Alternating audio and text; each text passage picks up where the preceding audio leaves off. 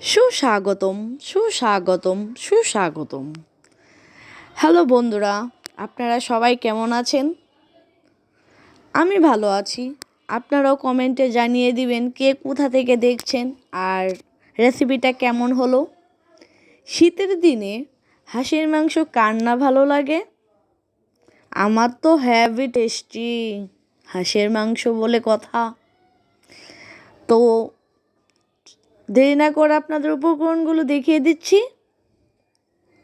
আমাদের বাড়িতে সকল বন্ধুবান্ধব, ফ্রেন্ড সার্কেল, পরিবারের সবাই এসেছে। একটু মজা করব। 16 ডিসেম্বর বলে কথা, হলিডে, তাই আর কি এই উপকরণ। আমরা হাঁসের মাংসগুলো কেটে নিয়েছি। আর হাঁসের মাংস কাটতে গেলে তো জানেনই যে একটু ঝামেলা হতেই পারে। তাই আমরা কাটার পর পেঁয়াজগুলো দিয়ে দিয়েছি।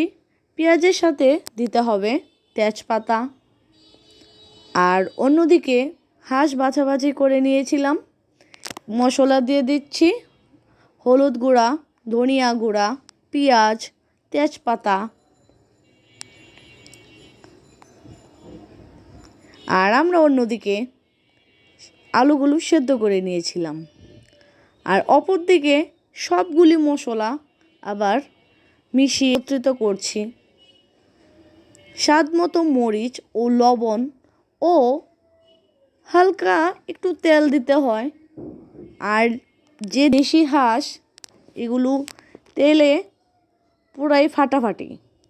আর আমরা মাংস মশলাটা দিচ্ছি পেঁয়াজ ভাজার সাথে।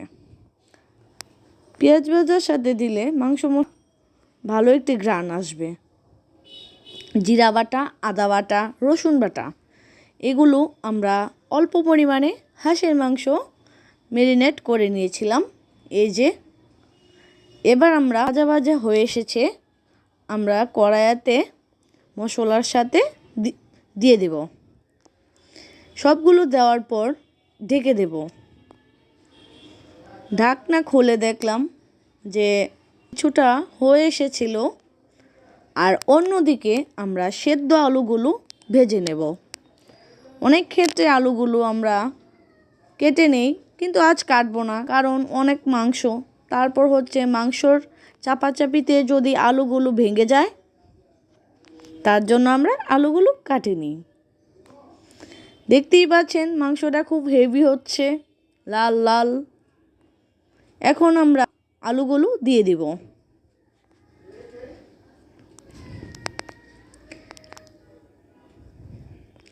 নাড়াচাড়া করে মাংসগুলোর সাথে মিশিয়ে নিব, তারপর ঢেকে দেব।